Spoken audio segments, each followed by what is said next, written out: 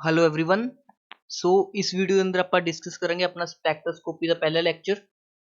ਤਾਂ ਇਸ ਲੈਕਚਰ 'ਚ ਆਪਾਂ ਬੇਸਿਕ ਇੰਟਰੋਡਕਸ਼ਨ ਲਿਖਾਂਗੇ, ਬਟ ਬੇਸਿਕ ਇੰਟਰੋਡਕਸ਼ਨ ਦੇ ਅੰਦਰੋਂ ਹੀ ਕਾਫੀ ਸਾਰੇ ਕੁਐਸਚਨ ਤੁਹਾਡੇ ਪੇਪਰ ਦੇ ਅੰਦਰ ਆ ਚੁੱਕੇ ਨੇ। ਜੇ ਆਪਾਂ ਗੱਲ ਕਰੀਏ ਸਪੈਕਟ੍ਰੋਸਕੋਪੀ ਦਾ ਅੱਜਕੱਲ ਵੇਟੇਜ ਵੱਧਦਾ ਜਾ ਰਿਹਾ ਹੈ ਤੇ 4 ਤੋਂ 5 ਕੁਐਸਚਨ ਤੁਹਾਡੇ ਮਾਸਟਰ ਕੈਡਰ ਦੇ ਪੇਪਰ 'ਚ ਆਉਂਦੇ ਹੀ ਆਉਂਦੇ ਨੇ ਸਪੈਕਟ੍ਰੋਸਕੋਪੀ ਤੋਂ।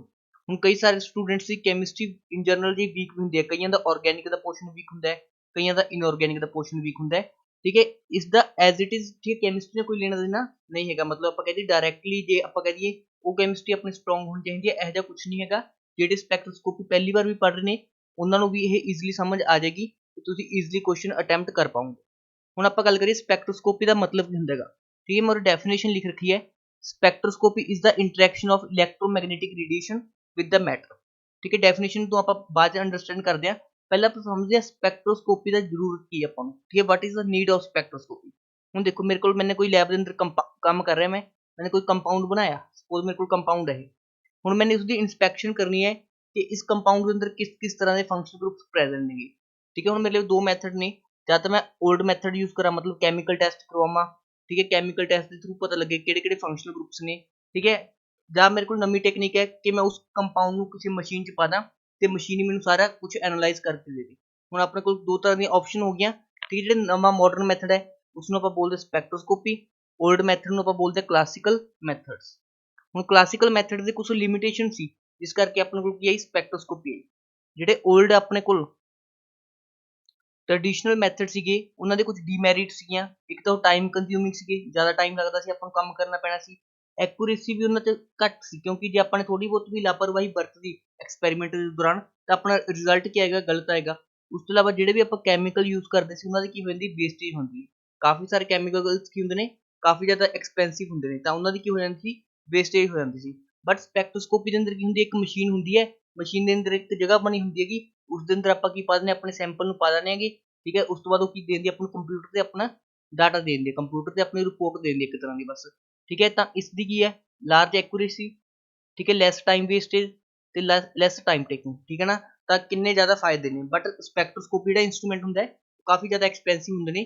ਜੇ ਤੁਸੀਂ ਗੱਲ ਕਰੋ NMR ਦੀ, ਠੀਕ ਹੈ, NMR ਸਪੈਕਟ੍ਰੋਸਕੋਪ ਦੀ ਕੀਮਤ ਘੱਟੋ ਘੱਟ 3-4 ਕਰੋੜ ਰੁਪਏ ਹੁੰਦੀ ਹੈ।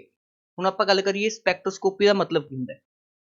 ਠੀਕ ਹੈ, ਸਪੈਕਟ੍ਰੋਸਕੋਪੀ ਦੇ ਅੰਦਰ ਕੀ ਹੋਏਗਾ, ਇਲੈਕਟ੍ਰੋਮੈਗਨੈਟਿਕ ਰੇਡੀਏਸ਼ਨ ਦਾ ਇੰਟਰੈਕਸ਼ਨ ਕਿਸ ਨਾਲ ਹੋਏਗਾ, ਮੈਟਰ ਨਾਲ ਹੋਏਗਾ। मतलब मैटर मतलब अपना सैंपल। ठीक है, सपोज यही मेरा सैंपल है, अपना सैंपल के अंदर आप की पास करांगे इलैक्ट्रोमैगनैटिक रेडिएशन पास करांगे। सपोज EMR लिखता ना मैं इसमें, इलैक्ट्रोमैगनैटिक रेडिएशन।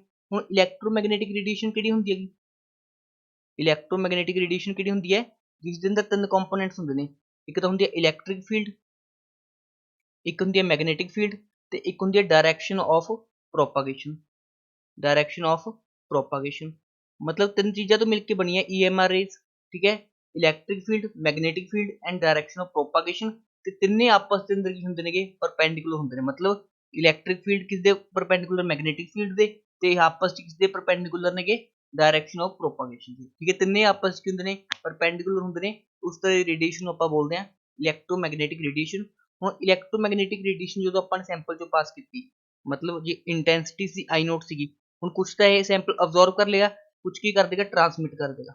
कुछ रेडिएशन की कर देगा, ट्रांसमिट कर देगा। जनरली I नॉट की हुंदा ग्रेटर हुंदा IT तो, मतलब जिहड़ी इंसीडेंट रेडिएशन है वो ट्रांसमिटेड नालों की हुंदी है ज़्यादा हुंदी है। इत्थे लॉजिकली आपां सोच सकते हैं कि कुछ की हुंदी है, अब्जॉर्व हो जाती है।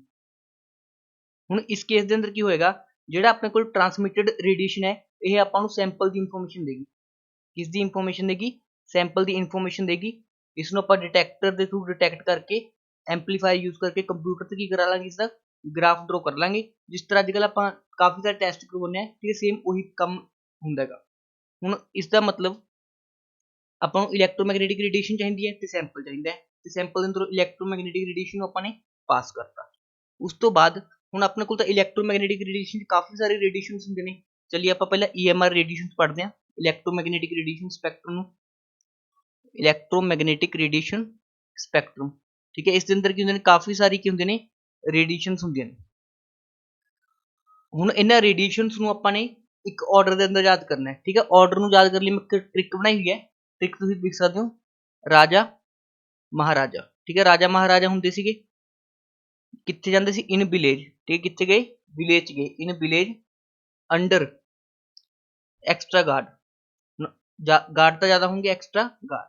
ठीक है, बस इन्ना को याद कर लियो तुसी। ठीक है, ट्रिक है राजा महाराजा in village under extra guard. ठीक है, राजा तो मतलब आर तो मतलब रेडियो वेव्स, एम तो की मतलब होएगा माइक्रोवेव्स। ठीक है, इन तो मतलब IR waves, IR radiation. V तो मतलब विजिबल, यू तो मतलब अंडर, एक्स तो मतलब एक्सरे, गार्ड तो मतलब गामा रेस। ठीक है, एक ही हो गया अपने को इलैक्ट्रोमैग्नेटिक स्पैक्ट्रम हो गया। ਹੁਣ ਜੇ ਇਲੈਕਟ੍ਰੋਮੈਗਨੈਟਿਕ ਸਪੈਕਟਰਮ ਨੂੰ ਦੇਖੀਏ ਧਿਆਨ ਨਾਲ, ਜੇ ਆਪਾਂ ਲੈਫਟ ਟੂ ਰਾਈਟ ਜਾਣਾਂਗੇ ਇਸ ਡਾਇਰੈਕਸ਼ਨ ਜਾਣ ਤੇ ਆਪਣੇ ਕੋਲ એનર્ਜੀ ਕੀ ਹੁੰਦੀ ਹੈਗੀ, ਇਨਕਰੀਜ਼ ਹੁੰਦੀ ਹੈ। એનર્ਜੀ ਕੀ ਹੁੰਦੀ ਹੈ ਇਸ ਡਾਇਰੈਕਸ਼ਨ ਜਾਣ ਤੇ ਇਨਕਰੀਜ਼ ਹੁੰਦੀ ਹੈ। ਮਤਲਬ ਹਾਈਐਸਟ ਰੇਡੀਏਸ਼ਨ ਕਿਸ ਦੀ ਹੈਗੀ, એનર્ਜੀ ਕਿਸ ਦੀ ਹੈਗੀ, ਗਾਮਾ ਰੇਜ਼ ਦੀ, ਤੇ ਸਭ ਤੋਂ ਲੀਸਟ એનર્ਜੀ ਕਿਸ ਦੀ ਹੈਗੀ, ਰੇਡੀਓ ਵੇਵਸ ਦੀ। ਹੁਣ ਆਪਾਂ ਨੇ ਇੱਕ ਰਿਲੇਸ਼ਨ ਪੜਿਆ ਹੋਏਗਾ E is equal to hc by lambda। ठीक है, एनर्जी किस इक्वल होंगी है, hc/λ ਦੇ ਇਕੁਅਲ ਹੁੰਦੀ ਹੈਗੀ। मतलब जिन्नी ज़्यादा एनर्जी उन्नी वेवलेंथ घट, जिन्नी ज़्यादा एनर्जी उन्नी वेवलेंथ की होएगी घट होएगी।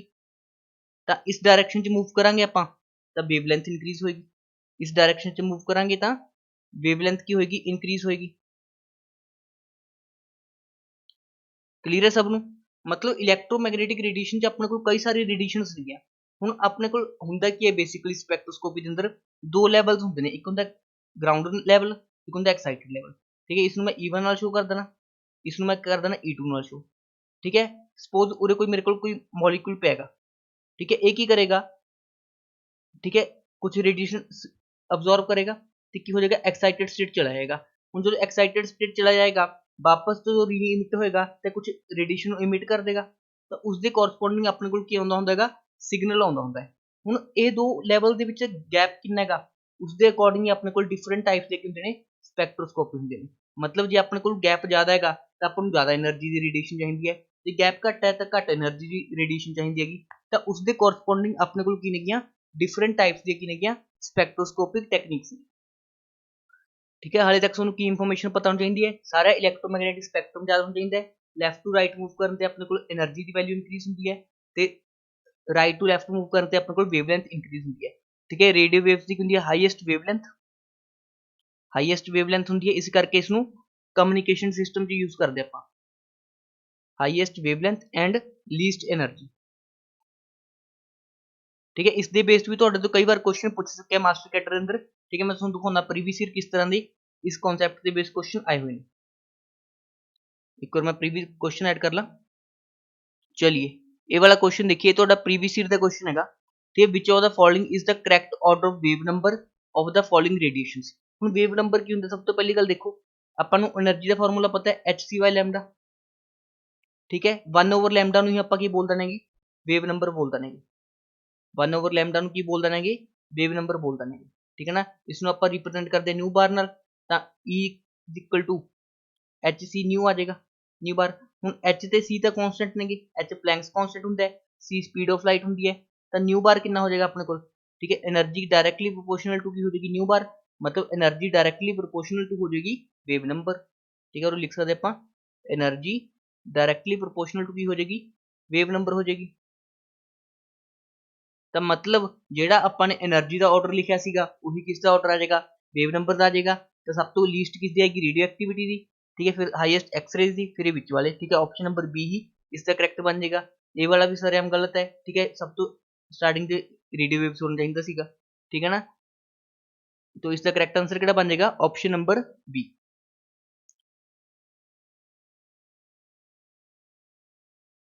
सो इस कॉन्सैप्ट ਦੇ ਵਿੱਚ ਤੁਹਾਡੇ ਕੋਲ ਇੱਕ ਹੋਰ ਕੁਐਸਚਨ ਪੁੱਛਿਆ ਗਿਆ ਸੀਗਾ ਪ੍ਰੀਵੀਅਸ ਈਅਰ ਦੇ ਅੰਦਰ, ਉਸ 'ਚ ਪੁੱਛਿਆ ਗਿਆ ਸੀਗਾ ਕਿ ਇਹਨਾਂ 'ਚੋਂ ਲੀਸਟ वेवलेंथ किस दी है ਜਾਂ हाईएस्ट वेवलेंथ किस दी है। ठीक है, इस टाइप का क्वेश्चन आ रखा है प्रीवियस ईयर ਦੇ ਅੰਦਰ। ਤਾਂ ਇਹ ਵਾਲਾ ਪੂਰਾ ਜਿਹੜਾ ਤੁਹਾਡੇ ਚਾਰਟ ਹੈ ਪੂਰਾ याद होना कंपलसरी है। ठीक है ना, सब तो लोएस्ट, ठीक है, सब तो लोएस्ट एनर्जी रेडियो वेव की, हाईएस्ट वेवलेंथ किस दी, रेडियो वेव की। ठीक है, पूरा ਜਿਹੜਾ ਤੁਹਾਡਾ स्पैक्ट्रम है ਤੁਹਾਡੇ आई होप याद हो गया होगा। ਹੁਣ ਆਪਾਂ डिस्कस करते हैं नैक्सट चीज़ अपनी कि ਹੁਣ हर एक ਜਿਹੜੀ ਆਪਣੇ ਕੋਲ रेडियो वेव EMR रेडिएशन हैगी, हर एक EMR रेडिएशन है उसके कोरस्पोंडिंग की एक स्पैक्ट्रोस्कोपी है। हर एक EMR रेडिएशन के कोरस्पोंडिंग एक की हैगी स्पैक्ट्रोस्कोपी अपने को। जिस तरह अपने को रेडियो वेव्स है, सब तो पहले मैं लिखदा radio waves, microwaves, infrared, visible, UV, x rays, gamma rays. ਹੁਣ ਕਿਹੜੀ ਕਿਹੜੀ ਆਪਣੇ ਕੋਲ ਸਪੈਕਟ੍ਰੋਸਕੋਪਿਕ ਟੈਕਨੀਕਸ ਨੇ ਤੇ ਕਿਸ ਦੇ ਅੰਡਰ ਆਉਂਦੇ ਨੇ ਉਹੀ ਆਪਾਂ ਡਿਸਕਸ ਕਰਦੇ ਹਾਂ। ਰੇਡੀਓ ਵੇਵਸ ਦੇ ਅੰਦਰ ਆਪਾਂ ਕਿਹੜੀ ਪੜ੍ਹਦੇ ਆਂਗੇ, ਐਨਐਮਆਰ ਸਪੈਕਟ੍ਰੋਸਕੋਪੀ। ਰੇਡੀਓ ਵੇਵਸ ਦੇ ਅੰਦਰ ਕਿਹੜੀ ਪੜ੍ਹਦੇ ਆਪਾਂ, ਐਨਐਮਆਰ ਸਪੈਕਟ੍ਰੋਸਕੋਪੀ। ਐਨਐਮਆਰ ਦਾ ਕੀ ਮਤਲਬ ਹੁੰਦਾ ਹੈਗਾ, ਨਿਊਕਲੀਅਰ मैग्नेटिक रेजोनेंस स्पेक्ट्रोस्कोपी। ठीक है, नाम तो क्लियर है, न्यूक्लियर मतलब कुछ न्यूक्लियस ਨਾਲ ਰਿਲੇਟਡ ਹੋਏਗਾ। ठीक है, माइक्रोवेव ਦੇ ਅੰਦਰ ਆਪਾਂ ਦੋ ਪੜ੍ਹ ਦਾਂਗੇ, ਇੱਕ ਹੁੰਦੀ ਹੈ ਰੋਟੇਸ਼ਨਲ ਸਪੈਕਟ੍ਰੋਸਕੋਪੀ, ਇੱਕ ਹੁੰਦੀ ਹੈ ਰੋਟੇਸ਼ਨਲ ਸਪੈਕਟ੍ਰੋਸਕੋਪੀ ਤੇ ਦੂਸਰੀ ਹੁੰਦੀ ਹੈ ਆਪਣੇ ਕੋਲ ESR ਸਪੈਕਟ੍ਰੋਸਕੋਪੀ। ठीक है, ESR ਦਾ ਮਤਲਬ ਹੁੰਦਾ ਹੈ ਇਲੈਕਟ੍ਰੋਨ ਸਪਿਨ रेजोनेंस स्पेक्ट्रोस्कोपी, मतलब ये इलेक्ट्रॉन ਦੀ स्पिन ਨਾਲ ਰਿਲੇਟਡ ਹੋਏਗੀ। ठीक है, IR ਦੇ ਅੰਦਰ ਆਪਾਂ ਪੜ੍ਹਦੇ ਹਾਂ IR ਸਪੈਕਟ੍ਰੋਸਕੋਪੀ ਜਾਂ ਇਸ ਨੂੰ ਆਪਾਂ ਬੋਲ ਸਕਦੇ ਹਾਂ ਵਾਈਬ੍ਰੇਸ਼ਨਲ ਸਪੈਕਟ੍ਰੋਸਕੋਪੀ, ਵਾਈਬ੍ਰੇਸ਼ਨਲ ਸਪੈਕਟ੍ਰੋਸਕੋਪੀ। ठीक है, यूवी विजिबल ਦੇ ਅੰਦਰ ਆਪਾਂ ਪੜ੍ਹ ਦਿਆਂਗੇ UV visible spectroscopy, UV visible spectroscopy ਜਾਂ ਇਸ ਨੂੰ ਆਪਾਂ ਬੋਲ ਦਿੰਦੇ ਹਾਂ ਇਲੈਕਟ੍ਰੋਨਿਕ ਸਪੈਕਟ੍ਰੋਸਕੋਪੀ, ਇਲੈਕਟ੍ਰੋਨਿਕ ਸਪੈਕਟ੍ਰੋਸਕੋਪੀ। मतलब ਇਹਨਾਂ ਦੇ ਅੰਦਰ ਆਪਾਂ ਇਲੈਕਟ੍ਰੋਨ ਦਾ ਟ੍ਰਾਂਜੀਸ਼ਨ ਪੜ੍ਹ ਦਿਆਂਗੇ from one state to other state, electronic spectroscopy. ठीक है, एक्सरे के अंदर आप पढ़ते हैं एक्सरे डिफ्रैक्शन, एक्सरे के अंदर पढ़ते हैं आप एक्सरे डिफ्रैक्शन टेक्निक। ठीक है, तो तुसी सॉलिड स्टेट फिजिक्स काफ़ी पढ़ लिया होना। ठीक है ना, पाउडर मैथड काफ़ी सारी चीज़ें होंगे ने एक्सरे डिफ्रैक्शन के अंदर। तो गामा रेस के अंदर किहड़ी पढ़ते आप, मोसबार स्पैक्ट्रोस्कोपी। गामा रेस के अंदर किहड़ी पढ़ देंगे, मोसबार स्पैक्ट्रोस्कोपी। ठीक है, उस तो इलावा एक चीज़ होंगी है मास स्पैक्ट्रोमीट्री। ठीक है, मास स्पैक्ट्रोमीट्री का मतलब होता है उस केस च आप कोई भी इलैक्ट्रोमैगनेटिक रेडिएशन यूज नहीं करते, इसलिए उसमें आप स्पैक्ट्रोमीट्री बोलते हैं, स्पैक्ट्रोस्कोपी नहीं बोलते। तो एक होंगी अपने को मास स्पैक्ट्रोमीट्री। ठीक है, जो हम मैं थोड़ा टेबल बनाता ये बहुत ज़्यादा इंपॉर्टेंट है। ठीक है ना, ਆਪਾਂ ਨੂੰ ਪਤਾ ਹੋਣਾ ਚਾਹੀਦਾ ਰੇਡੀਓ ਵੇਵਸ ਦੇ ਅੰਦਰ ਆਪਾਂ NMR ਪੜ੍ਹਦੇ ਆ, ਮਾਈਕ੍ਰੋਵੇਵ ਦੇ ਅੰਦਰ ਆਪਾਂ ਰੋਟੇਸ਼ਨਲ ਤੇ ESR ਪੜ੍ਹਦੇ ਆ। ਠੀਕ ਹੈ, IR ਦੇ ਅੰਦਰ IR ਤੇ ਵਾਈਬ੍ਰੇਸ਼ਨਲ ਪੜ੍ਹਦੇ ਆਂਗੇ। ਠੀਕ ਹੈ, ਵਿਜ਼ੀਬਲ ਦੇ UV ਵਿਜ਼ੀਬਲ ਦੇ ਅੰਦਰ ਠੀਕ ਹੈ ਆਪਾਂ ਇਲੈਕਟ੍ਰੋਨਿਕ ਸਪੈਕਟ੍ਰੋਸਕੋਪੀ ਪੜ੍ਹਦੇ ਆ ਜਾਂ UV ਵਿਜ਼ੀਬਲ ਸਪੈਕਟ੍ਰੋਸਕੋਪੀ ਪੜ੍ਹਦੇ ਆਂਗੇ। ਐਕਸ-ਰੇ ਦੇ ਅੰਦਰ ਆਪਾਂ ਐਕਸ-ਰੇ ਡਿਫਰੈਕਸ਼ਨ ਪੜ੍ਹਦੇ ਆਂਗੇ ਤੇ ਗਾਮਾ ਦੇ ਅੰਦਰ ਆਪਾਂ ਕਿਹੜੀ ਪੜ੍ਹਦੇ ਆਂਗੇ, ਮੌਸਬਾਰ ਸਪੈਕਟ੍ਰੋਸਕੋਪੀ ਪੜ੍ਹਦੇ ਆਂਗੇ। ठीक है, ਜੇ मैं ਤੁਹਾਡੇ ਲਈ ਲਿਖ ਕੇ ਵੀ ਲੈ ਕੇ ਆਇਆ, ਜੇ ਕਿਸੇ ਨੇ ਨੋਟ ਕਰਨਾ ਹੈ ਕਰ ਲਓ। ਆ ਦੇਖੋ ਆਪਣੇ ਕੋਲ ਇਹ ਪੂਰਾ ਕੀ ਹੋ ਗਿਆ, ਆਪਣੇ ਕੋਲ ਇਲੈਕਟ੍ਰੋਮੈਗਨੈਟਿਕ ਸਪੈਕਟ੍ਰਮ ਹੋ ਗਿਆ। ठीक है, उस तो बाद अपने को ये सारियां की ने अपने को ठीक किस स्पैक्ट्रोस्कोपी के अंदर केड़ी आप टैक्नीक पढ़ते हैं। ठीक है, वो भी तुम नोट कर सकते हो। ठीक है, जो रमन स्पैक्ट्रोस्कोपी वो भी वाइब्रेशनल वो विजिबल के अंदर आ जाती है। ठीक है, NMR के अंदर रेडियो वेव के अंदर NMR ते NPO दोहे आ जाते हैं। ठीक है, माइक्रोवेव के अंदर किहड़े आते हैं ESR ते रोटेशनल आ जाते हैं। ठीक है, वीडियो पॉज करो, इसनों नोट करो। ठीक है, यूवी के अंदर आप किहड़ी पढ़ते हैं, इलैक्ट्रॉन स्पैक्ट्रोस्कोपी पढ़ते हैं। एक्सरे के अंदर एक्सरे डिफ्रैक्शन टेक्निक लिखो, एक्सरे डिफ्रैक्शन टेक्निक। तो गामा रेज के अंदर किहड़ी पढ़ देंगे, मास स्पैक्ट्रोमीट्री मास स्पैक्ट्रोस्कोपी सॉरी मॉसबार स्पैक्ट्रोस्कोपी पढ़ देंगे। उस तो बाद जे आपां गल करिए हुण आपां ने देखिया एनर्जी ते वेवलेंथ के अंदर रिलेशन, एनर्जी ते वेवलेंथ के अंदर रिलेशन। हुण एनर्जी इज इक्वल टू जे आपां इस तरह लिखिए E is equal to HC by lambda. ठीक है, एनर्जी नूं आपां लैम्डा की फॉर्म च भी रिप्रेजेंट कर सकते हैं, जे आप frequency E is equal to h nu. ठीक है, फ्रीक्वेंसी की फॉर्म च भी रिप्रेजेंट कर सकते हैं, मतलब सैकेंड इनवर्स की फॉर्म च भी, ਜਾਂ एनर्जी ਨੂੰ ਆਪਾਂ HC न्यू वार ठीक है डेट इज वेव नंबर की फॉर्म च भी की कर सकते हैं, रिप्रेजेंट कर सकते हैं।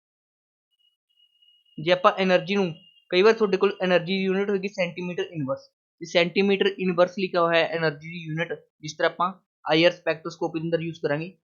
IR स्पैक्ट्रोस्कोपी के अंदर आप सेंटीमीटर इनवर्स च पढ़ देंगे। IR स्पैक्ट्रोस्कोपी के अंदर आप जी एनर्जी यूनिट है सेंटीमीटर इनवर्स के अंदर पढ़ते हैं। इसका की रीजन होंगे कि ये भी अपने को एक तरह की यूनिट ही है। ठीक है, क्योंकि energy directly proportional to wave number की यूनिट की होंगी सेंटीमीटर इनवर्स। इसलिए तुम्हें पता होना चाहिए कि जो सेंटीमीटर इनवर्स लिखा हुआ है उतो कोई लेंथ नाल कोई इंटरप्रेट ना कर लियो, वो भी की एक तरह की एनर्जी है। हुण आपां डिस्कस करते कुछ इंपॉर्टेंट ठीक है टर्म्स, ठीक है इंपॉर्टेंट रीजन डिस्कस करते हैं जिसकी तुहानूं वैल्यूज याद होनी चाहिए। देखो ਜਿਹੜਾ ਆਪਣੇ ਕੋਲ UV ਵਿਜ਼ੀਬਲ ਰੀਜਨ ਲਾਈ ਕਰਦਾ ਹੈਗਾ ਉਹ ਕਿੱਥੇ ਤੋਂ ਕਿੱਥੇ ਤੱਕ ਕਰਦਾ ਹੈਗਾ, UV ਵਿਜ਼ੀਬਲ ਰੀਜਨ ਤੇ ਕਿੱਥੇ ਤੋਂ ਕਿੱਥੇ ਤੱਕ ਲਾਈ ਕਰਦਾ ਹੈਗਾ 200 ਨੈਨੋਮੀਟਰ ਤੋਂ ਲੈ ਕੇ 800 ਨੈਨੋਮੀਟਰ ਤੱਕ। ਕਲੀਅਰ ਹੈ। ਜਿਹੜਾ ਆਪਣਾ IR ਰੀਜਨ ਹੈ ਉਹ ਕਿੱਥੇ ਤੋਂ ਕਿੱਥੇ ਤੱਕ ਲਾਈ ਕਰਦਾ, ਇਸ ਨੂੰ ਆਪਾਂ ਸੈਂਟੀਮੀਟਰ ਇਨਵਰਸ ਦੀ ਫਾਰਮ 'ਚ ਲਿਖ ਦਿਆਂਗੇ 400 ਤੋਂ ਲੈ ਕੇ 4000 ਸੈਂਟੀਮੀਟਰ ਇਨਵਰਸ ਤੱਕ। ਜੇ ਆਪਾਂ ਗੱਲ ਕਰੀਏ IR ਰੀਜਨ ਨੂੰ ਆਪਾਂ ਤਿੰਨ ਹਿੱਸਿਆਂ 'ਚ ਵੰਡ ਦਿੰਦੇ ਹਾਂ।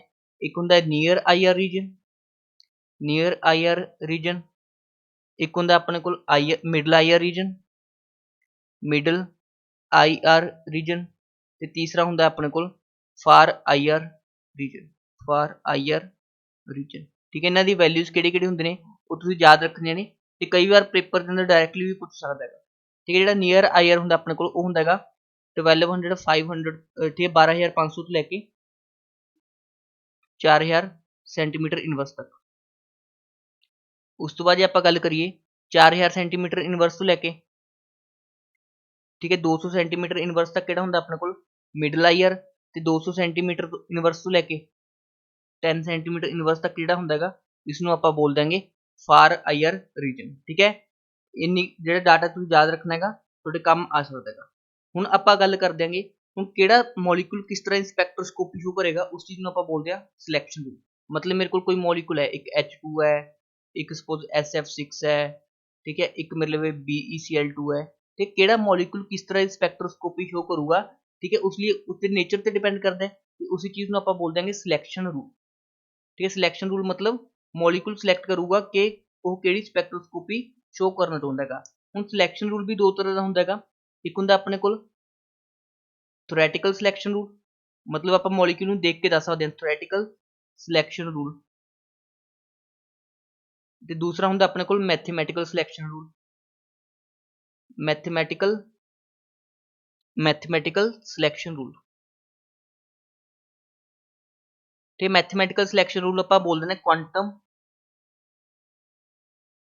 ਮਕੈਨੀਕਲ ਸਿਲੈਕਸ਼ਨ ਰੂਲ, ਜਾਂ ਕੁਆਂਟਮ ਮਕੈਨਿਕਸ ਤੋਂ ਡਰਾਈਵ ਹੁੰਦਾ ਹੈ, ਇਸ ਕਰਕੇ ਇਸ ਤਰ੍ਹਾਂ ਰੂਲ ਆਪਾਂ ਬੋਲ ਦਾਂਗੇ ਮੈਥਮੈਟਿਕਲ ਸਿਲੈਕਸ਼ਨ ਰੂਲ।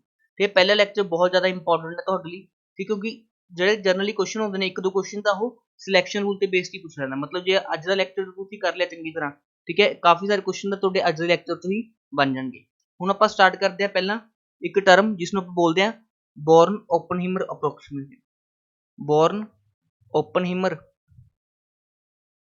ਅਪਰੋਕਸੀਮੇਸ਼ਨ। ਤੇ ਵੈਰੀ ਇੰਪੋਰਟੈਂਟ ਟੌਪਿਕ ਹੈ, ਇਸ ਤੇ ਬੇਸ ਕभी ਕੁਐਸਚਨ ਨਹੀਂ ਆਇਆ, ਮਾਸਟਰ ਕੈਡਰ ਦੇ ਅੰਦਰ ਨਹੀਂ ਆਇਆ, ਲੈਕਚਰਰ ਕੈਡਰ ਦੇ ਅੰਦਰ ਆਇਆ।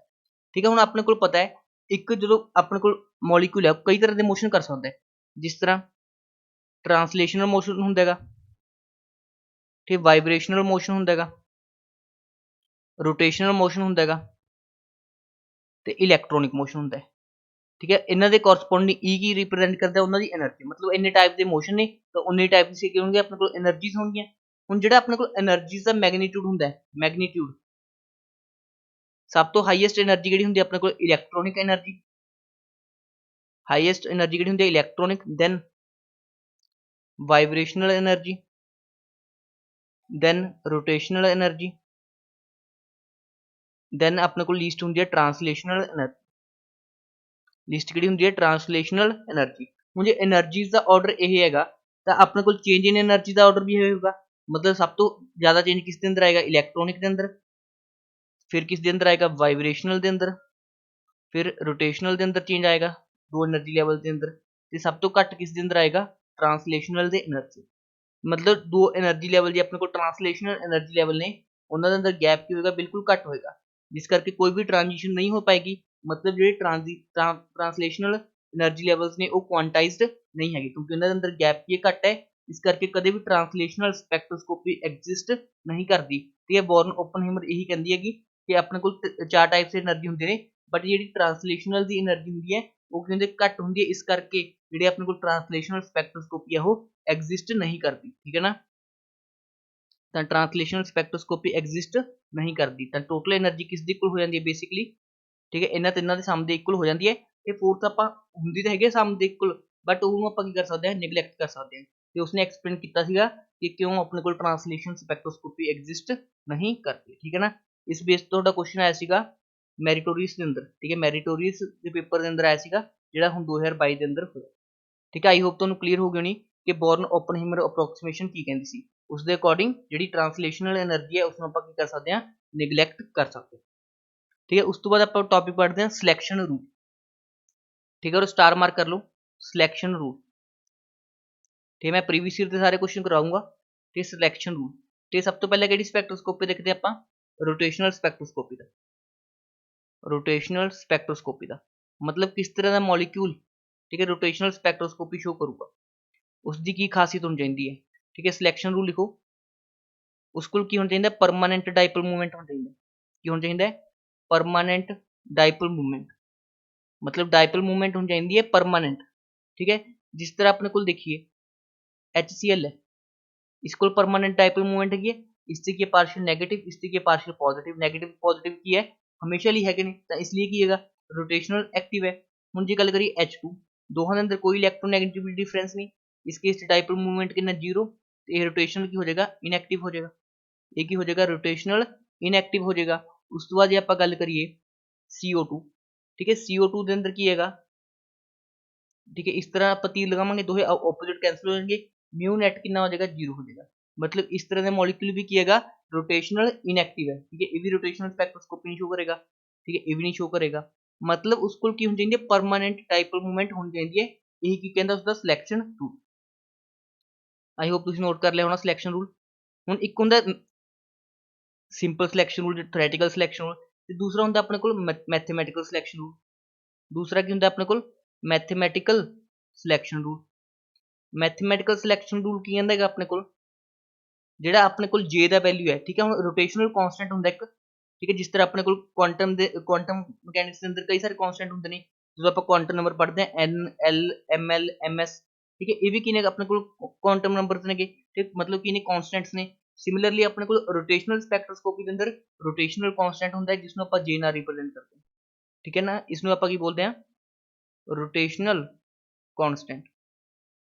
ठीक है, इसका जी डेल्टा जे हैगी उसकी वैल्यू की होनी चाहिए है +-1। ठीक है ना, डेल्टा जे की होना चाहिए +-1 होना चाहिए for a molecule to show rotational spectroscopy. इस डेल्टा जे +1 का की मतलब है, सपोज अपने को कुछ लैवल्स ने, suppose a J is equal to 1 level है, J is equal to 2 level है, J is equal to 3 level है। हुण जे कोई ट्रांजिशन नीचे तो ऊपर होंदी हैगी तो उसके अंदर कितना चेंज आएगा, 1 का चेंज आएगा। जे इज इक्वल टू 1 तो लेके जे इज इक्वल टू 1 का चेंज, ठीक है, ए वाली ट्रांजिशन हो जाएगी।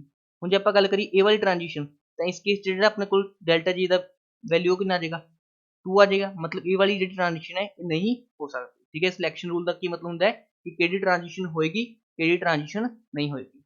आई होप तुहानू रोटेशनल स्पेक्ट्रोस्कोपी का पूरा जो अपना सिलेक्शन रूल है वो क्लीयर हो गया होगा। हम सैकेंड आप डिस्कस करते हैं वाइब्रेशनल स्पेक्ट्रोस्कोपी का। ठीक है, वाइब्रेशनल स्पेक्ट्रोस्कोपी का। ठीक, वाइब्रेशनल स्पेक्ट्रोस्कोपी के केस की होनी चाहिए कि अपने को permanent dipole movement, sorry dynamic dipole movement होनी चाहिए, डायनेमिक डाइपोल मूवमेंट। ठीक, की होनी चाहिए डायनेमिक डाइपोल मूवमेंट। ठीक, डायनेमिक डाइपोल मूवमेंट का मतलब होता है अपने को कि इस केस च, ठीक है, जो भी अपने को मॉलिक्यूल है जे उसको थोड़ी बहुत भी पोलैरिटी हैगी है वो की करेगा, शो करेगा। ठीक है, मैं और एक लाइन च निपटा देना इसनू। ठीक है, लिखो रे accept homodiatomic molecules, except homodiatomic molecules, all molecules are vibrational active, vibrational active। ठीक है, accept homodiatomic molecules, all molecules are vibrational active। मतलब H2 एक्टिव होएगा नहीं होएगा, O2 नहीं होएगा, ठीक है, NH3 होएगा, ठीक है, CO2 वाइब्रेशनल एक्टिव होएगा। ठीक है, उसके अलावा N2 नहीं होएगा। कि होमोडाइटोमिक ਨੂੰ ਛੱਡ ਕੇ, होमोडाइटोमिक मतलब ਦੋਹੇ ਐਟਮ ਕੀ ਨੇ ਸੇਮ ਨੇ, ਉਹਨਾਂ ਨੂੰ ਛੱਡ ਕੇ ਬਾਕੀ ਸਾਰੇ ਕੀ ਨੇ ਆਪਣੇ ਕੋਲ ਵਾਈਬ੍ਰੇਸ਼ਨਲ ਐਕਟਿਵ ਨੇ। ਹੁਣ ਇਸ ਕੇਸ ਚ ਮੈਥਮੈਟਿਕਲ ਸਿਲੈਕਸ਼ਨ ਰੂਲ ਕੀ ਹੁੰਦਾ ਹੈ ਉਹ ਵੀ ਦੇਖੋ। मैथमैटिकल सिलेक्शन रूल की होंगे, इस केस मैथमैटिकल सिलेक्शन होंगे delta n is equal to +-1। इस केस मैथमैटिकल सिलेक्शन रूल की होंगे delta n is equal to +-1। ठीक है, तीसरी स्पेक्ट्रोस्कोपी आती है अपने को रमन स्पेक्ट्रोस्कोपी। ठीक है, तीसरी स्पेक्ट्रोस्कोपी आती है रमन स्पेक्ट्रोस्कोपी। रमन स्पेक्ट्रोस्कोपी कौन केड़ा मॉलिक्यूल शो करूगा। ठीक है, रमन स्पेक्ट्रोस्कोपी के अंदर बेसिकली की होंगे एक ਆਪਾਂ ਮੋਲੀਕਿਊਲ ਦੇ ਅੰਦਰੋਂ ठीक है इलैक्ट्रोमैग्नेटिक रेडिएशन पास की मतलब एच न्यू पास किया ਜਾਂ ਤਾਂ એનર્ਜੀ ਹਾਈ એનર્ਜੀ ਹੋ ਜਾਂਦੀ ਹੈ ਜਾਂ એનર્ਜੀ ਕੀ ਹੁੰਦੀ ਹੈ ਘਟ ਜਾਂਦੀ ਹੈ ਜਾਂ ਤਾਂ એનર્ਜੀ ਹਾਈ ਹੋ ਜਾਂਦੀ ਹੈ ਜਾਂ એનર્ਜੀ ਘਟ ਜਾਂਦੀ ਹੈ ਜੇ ਸਪੋਜ਼ ਐਚ ਨਿਊ ਡੈਸ਼ ਹੈ ਉਰੇ ਵੀ ਐਚ ਨਿਊ ਡੈਸ਼ ਹੈ ਜੇ એનર્ਜੀ ਆਪਣੇ ਕੋਲ ਹਾਈ ਹੋ ਜੇ ਤਾਂ ਉਸ ਤਰ੍ਹਾਂ ਲਾਈਨ ਨੂੰ ਆਪਾਂ ਬੋਲ ਦਿਆਂਗੇ ਜੇ એનર્ਜੀ ਹਾਈ ਹੋ ਜੇ ਤਾਂ ਉਸ ਨੂੰ ਆਪਾਂ ਬੋਲਦੇ ਆ ਐਂਟੀ ਸਟੋਕ ਲਾਈਨ ਜੇ એનર્ਜੀ ਡਿਕਰੀਜ਼ ਹੋ ਜੇ ਤਾਂ ਉਸ ਨੂੰ ਆਪਾਂ ਬੋਲਦੇ ਆ ਸਟੋਕ ਲਾਈਨ ठीक है एंटी स्टॉक लाइन का मतलब एनर्जी की होगी डिक्रीज होगी स्टॉक लाइन का मतलब एनर्जी की होगी सॉरी एंटी स्टॉक का मतलब एनर्जी इंक्रीज होगी ठीक है स्टॉक लाइन का मतलब एनर्जी की होगी डिक्रीज होगी ठीक है हुण देखो सपोज अपने को एच न्यू आई सी हुण एच न्यू डैश की होएगा H new plus delta E ठीक है एच न्यू डैश की होएगा H new plus delta E मतलब की हो गया कुछ की होगी उसकी एनर्जी इंक्रीज होगी बाय डेल्टा ई फैक्टर ठीक है तो स्टोक लाइन के अंदर की होएगा अपने को H new minus delta E मतलब इस केस च जी एनर्जी है डेल्टा ई फैक्टर नाल की होगी डिक्रीज होगी इस केस च जी एनर्जी अपने को डेल्टा ई फैक्टर नाल की होगी डिक्रीज होगी इसनों आपां की बोलांगे स्टॉक लाइन हुण जे अपने को जिन्नी एनर्जी गई सी मॉलिक्यूल के पास होने तो बाद भी उन्नी आ जाए तो उस चीज़ नूं आपां बोलदे आ रिले लाइन की बोलदे आ उसनूं रिले लाइन ठीक है उसनूं की बोलांगे आपां रिले लाइन हुण देखो इसका सिलेक्शन रूल की हुंदा हैगा पहले आपां डिस्कस करते हैं theoretical selection rule theoretical selection rule theoretical selection rule के अंदर की हुंदा हैगा इस केस च जिहड़ा अपने कोल मॉलिक्यूल है वो ठीक है परफेक्ट ऑक्टाहेड्रल ठीक है वैसे इसका जो एग्जैक्ट सिलेक्शन होंगे एनआइसोट्रोपिकली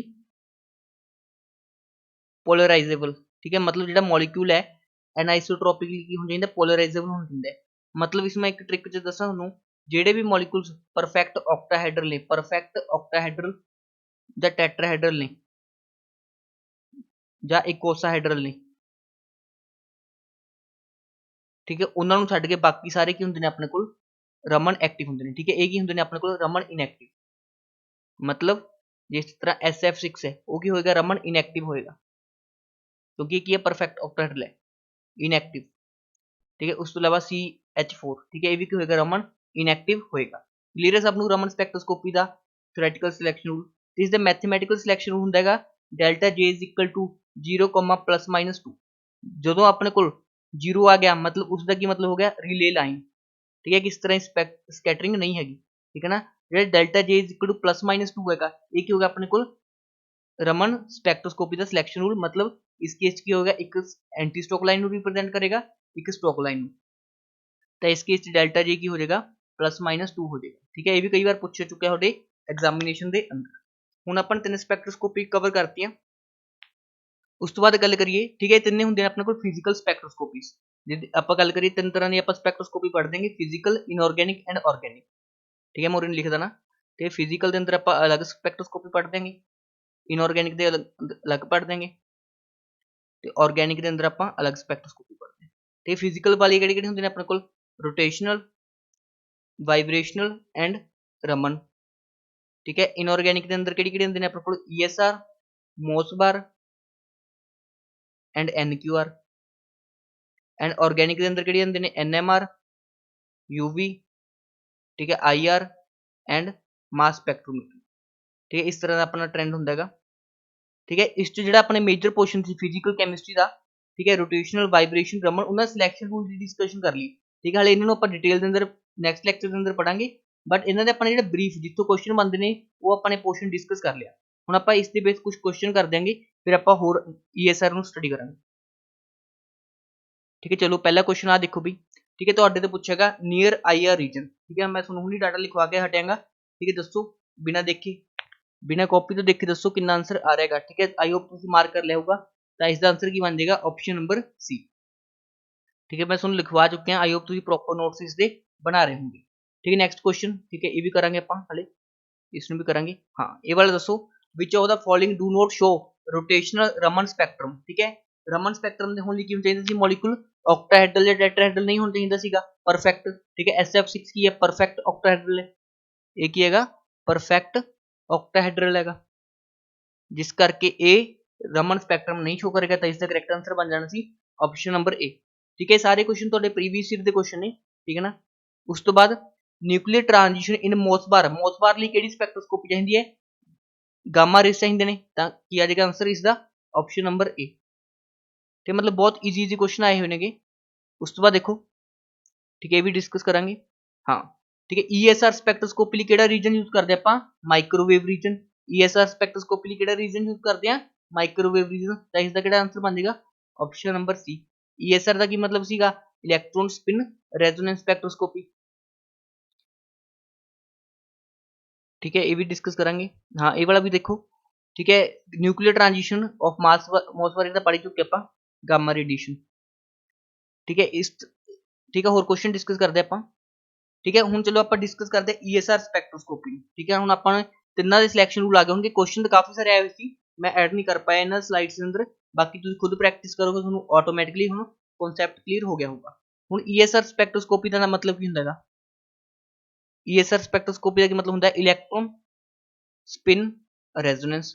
ਤਾਂ ਇਸ ਤਰ੍ਹਾਂ ਦੀ स्पेक्ट्रोस्कोपी ਦਾ ਸਿਲੈਕਸ਼ਨ ਹੁੰਦਾ ਹੈ ਕਿ ਉਸ ਸਪੀਸੀਜ਼ ਕੋਲ ਕੀ ਹੋਣਾ ਚਾਹੀਦਾ ਹੈਗਾ, ਅਨਪੇਅਰਡ ਇਲੈਕਟ੍ਰੋਨ ਹੋਣਾ ਚਾਹੀਦਾ ਹੈਗਾ। ਤੇ ਕੀ ਹੋਣਾ ਚਾਹੀਦਾ ਹੈਗਾ, ਅਨਪੇਅਰਡ ਇਲੈਕਟ੍ਰੋਨ ਹੋਣਾ ਚਾਹੀਦਾ ਹੈ। ਸਪੀਸੀਜ਼ ਕੋਲ ਕੀ ਹੋਣਾ ਚਾਹੀਦਾ ਹੈਗਾ, ਅਨਪੇਅਰਡ ਇਲੈਕਟ੍ਰੋਨ ਹੋਣਾ ਚਾਹੀਦਾ ਹੈਗਾ। ਤਾਂ ਉਹ ਮੋਲੀਕਿਊਲ ਕੀ ਸ਼ੋ ਕਰੂਗਾ, ESR स्पेक्ट्रोस्कोपी। ਹੁਣ ਦੇਖੋ NMR ਦਾ ਪੜ੍ਹਦੇ ਆਪਾਂ, NMR ਲਈ ਕੀ ਹੋਣਾ ਚਾਹੀਦਾ ਹੈਗਾ, ਠੀਕ ਹੈ, ਉਸ ਕੋਲ ਕੀ ਹੋਣਾ ਚਾਹੀਦਾ, I not equal to 0 ਹੋਣਾ ਚਾਹੀਦਾ ਹੈ। ਹੁਣ I ਕੀ ਚੀਜ਼ ਹੁੰਦੀ ਹੈ, ਜਿਸ ਤਰ੍ਹਾਂ ਆਪਣੇ ਕੋਲ ਨਿਊਕਲੀਅਸ, ਆਪਣੇ ਕੋਲ ਇਲੈਕਟ੍ਰੋਨ ਹੈ, ਇਲੈਕਟ੍ਰੋਨ ਸਪਿਨ ਕਰਦਾ ਤਾਂ ਉਸਦਾ ਸਪਿਨ ਕੁਆਂਟਮ ਨੰਬਰ ਹੈ। ਉਸੇ ਤਰ੍ਹਾਂ ਨਿਊਕਲੀਅਸ ਵੀ ਇੱਕ, ਠੀਕ ਹੈ, ਨਿਊਕਲੀਅਸ ਅੰਦਰ ਕੀ ਹੁੰਦਾ, ਨਿਊਟਰੋਨ ਪਲੱਸ ਪ੍ਰੋਟੋਨ। ਤੇ ਨਿਊਕਲੀਅਸ ਦਾ ਵੀ ਇੱਕ ਕੁਆਂਟਮ ਨੰਬਰ ਹੁੰਦਾ ਹੈ, ਜਿਸ ਨੂੰ ਆਪਾਂ ਬੋਲਦੇ ਹਾਂ I, ਜਿਸ ਨੂੰ ਆਪਾਂ ਬੋਲਦੇ ਹਾਂ nuclear spin quantum number, nuclear spin quantum number. ਠੀਕ ਹੈ, ਹੁਣ I ਵੀ ਨੋਟ ਇਕੁਅਲ ਟੂ 0 ਹੋਣਾ ਚਾਹੀਦਾ ਹੈ। ਹੁਣ ਆਪਾਂ ਨੂੰ ਕਿਵੇਂ ਪਤਾ ਚੱਲੂ ਕਿਸੇ ਮੋਲੀਕੂਲ ਦਾ I 0 ਹੈ ਜਾਂ 0 ਨਹੀਂ ਹੈਗਾ, ਤਾਂ ਇਹ ਸਿੰਪਲ ਜਿਹੀ ਇੱਕ ਟ੍ਰਿਕ ਹੈ। ਟ੍ਰਿਕ ਕੀ ਹੈਗੀ, ਜੇ ਉਸ ਮੋਲੀਕੂਲ ਦਾ ਜਿਹੜਾ ਮਾਸ ਹੈਗਾ, ਮੋਲਰ ਮਾਸ ਹੈਗਾ, ਜੇ 4 ਨਾਲ ਡਿਵਾਈਡ ਹੋ ਜਾਂਦਾ ਹੈਗਾ, 4 ਨਾਲ ਪਰਫੈਕਟਲੀ ਡਿਵਾਈਡ ਹੋ ਜਾਂਦਾ ਹੈਗਾ, ਤਾਂ ਉਹ ਕੀ ਹੈਗਾ, I 0 ਹੈਗਾ। ਜੇ ਪਰਫੈਕਟਲੀ ਡਿਵਾਈਡ ਨਹੀਂ ਹੁੰਦਾ, ਪਰਫੈਕਟਲੀ ਡਿਵਾਈਡ ਨਹੀਂ ਹੁੰਦਾ, ਤਾਂ ਉਸ ਦਾ I ਕੀ ਹੁੰਦਾ ਹੈਗਾ, ਨੋਟ ਇਕੁਅਲ ਟੂ 0 ਹੁੰਦਾ ਹੈਗਾ। ਤੇ ਸਿੰਪਲ ਜੀ ਟ੍ਰਿਕ ਹੈਗੀ। ਠੀਕ ਹੈ, ਇਸ ਦੇ ਬੇਸ ਵੀ ਕਾਫੀ ਸਾਰੇ ਕੁਐਸਚਨ ਆ ਰੱਖੇ ਨੇਗੇ। ਠੀਕ ਹੈ, ਉਹ ਵੀ ਆਪਾਂ ਡਿਸਕਸ ਕਰਦੇ ਹਾਂ ਹੁਣ। ਠੀਕ ਹੈ, ਇਸ ਨੂੰ ਆਪਾਂ ਹਰ ਇੱਕ ਸਪੈਕਟ੍ਰੋਸਕੋਪੀ ਨੂੰ डिटेल ਦੇ ਅੰਦਰ ਪੜਾਂਗੇ, ਬਟ ਇਸ ਲੈਕਚਰ ਦੇ ਅੰਦਰ ਆਪਾਂ ਸਾਰੀ ਸਪੈਕਟ੍ਰੋਸਕੋਪੀ ਦਾ ਬਰੀਫ ਓਵਰਵਿਊ ਲੈਣਗੇ, ਜਿਸ ਤੋਂ ਆਪਣੇ ਮੈਕਸਿਮਮ ਕੁਐਸਚਨ ਬਣ ਜਾਣਗੇ। ਠੀਕ ਹੈ ਨਾ, ਇੱਕ ਦੋ ਕੁਐਸਚਨ ਤਾਂ ਤੁਹਾਡੇ ਇਸੀ ਲੈਕਚਰ ਦੇ ਅੰਦਰੋਂ ਹੀ ਬਣ ਜਾਣਗੇ, ਬਾਕੀ ਜਦੋਂ ਆਪਾਂ ਸਾਰੀ डिटेल 'ਚ ਪੜਾਂਗੇ ਤਾਂ ਉਸ ਟਾਈਮ ਤੁਹਾਡੇ ਕੁਐਸਚਨ ਹੋ ਜਾ ਕਰਨਗੇ। ਹੁਣ ਦੇਖੀਏ ਆਪਾਂ, ਜਿਸ ਤਰ੍ਹਾਂ ਇਹ ਵਾਲਾ ਕੁਐਸਚਨ ਸੀਗਾ, ਠੀਕ ਹੈ, ਵੀ ਤੁਹਾਡੇ ਸ਼ਾਇਦ ਮੈਰੀਟੋਰੀਅਸ ਜਾਂ ਕਿਸੇ ਉਹਦਾ ਹੀ ਹੈਗਾ, ਪ੍ਰੀਵੀਅਸ ਈਅਰ ਦਾ ਹੀ ਹੈ, which of the following is NMR inactive. ਹੁਣ ਆਪਾਂ ਨੂੰ ਉੱਤੇ 12 ਸੀ, 12 4 ਨਾਲ ਡਿਵਾਈਡ ਹੋ ਜਾਂਦਾ ਹੈਗਾ, ਪਰਫੈਕਟ ਡਿਵਾਈਡ ਹੋ ਗਿਆ, ਮਤਲਬ ਇਸ ਕੇਸ I ਕਿੰਨਾ ਹੋ ਜਾਏਗਾ 0, ਤਾਂ ਇਹ ਕੀ ਹੋ ਜਾਏਗਾ ਆਪਣੇ ਕੋਲ NMR ਇਨਐਕਟਿਵ। ਤਾਂ ਕਰੈਕਟ ਆਂਸਰ ਕਿਹੜਾ ਬਣ ਜਾਣਾ ਸੀ, ਆਪਸ਼ਨ ਨੰਬਰ B।